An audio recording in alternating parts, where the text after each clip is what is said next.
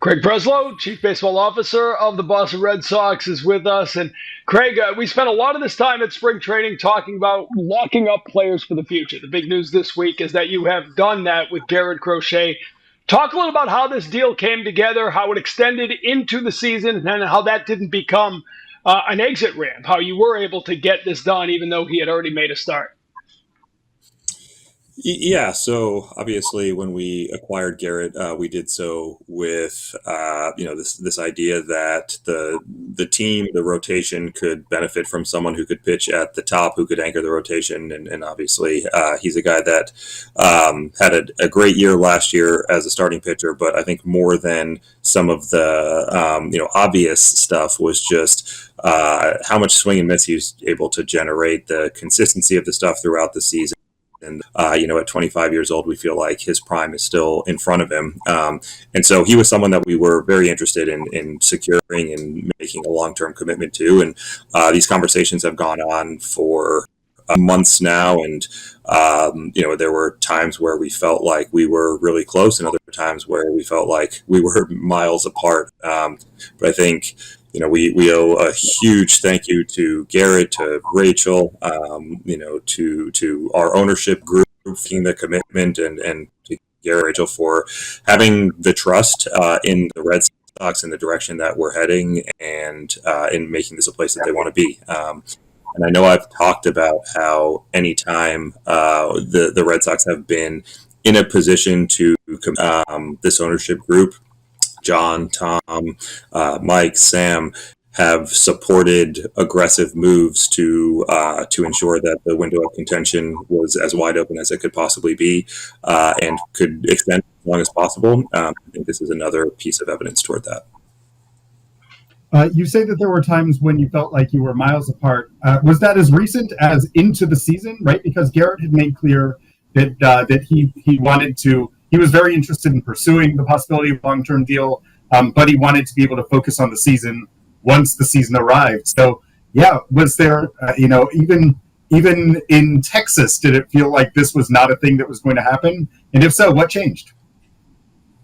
Yeah, so, the conversations were always respectful and productive, and I the position that Garrett was in. At the same time, it seems as though he appreciated the organization, the brief amount of time that he had spent in Boston through the offseason, the direction that this organization is heading, and how competitive we should be given the emergence of the young core position players. And it's true. Approaching opening day, I was not confident that there was a deal to be had, at least in this go around of conversations. And I was very mindful of the deadline that Garrett set, and did not want this to become a distraction through the season. But I don't know if it was stubbornness or relentlessness or what it was, but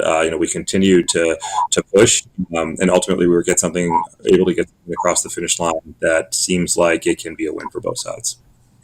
So I'm curious about that, right? When there is a deadline, when one side says, I'd like to get this done by now, is it a case of you feel you're so close? Is it a conversation that was happening before the deadline that if we're within a certain yardage of the end zone, we can keep pushing on this? Like, how does the dance before getting a deal done, how does that take place? And how did you decide you could get this done even though that deadline had passed?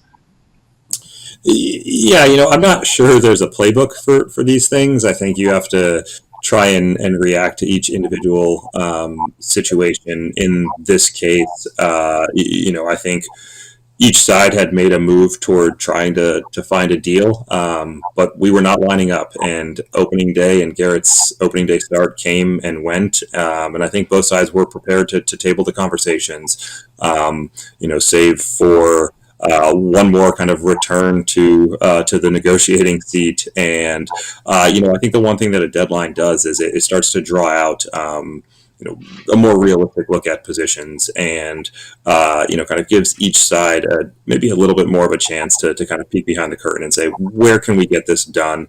And when you have two parties who are genuinely and authentically interested in reaching an outcome that satisfies both, knowing that there's some give and take here, I think that's when you have a chance to get something done.